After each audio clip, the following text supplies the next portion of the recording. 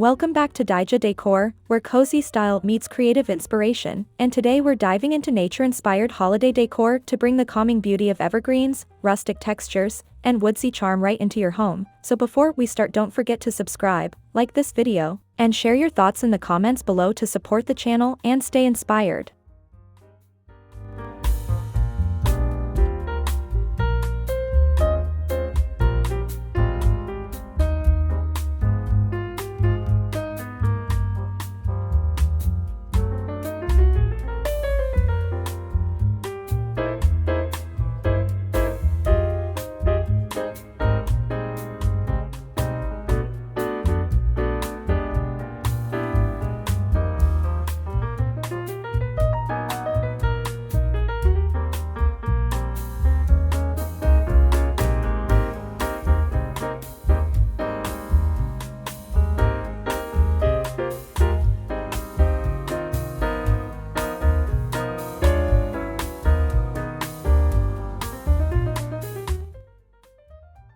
Evergreen branches instantly add a fresh, forest-like atmosphere to your space, and whether you place them in vases, tuck them onto shelves, or drape them along your mantle, they create a crisp and natural holiday backdrop.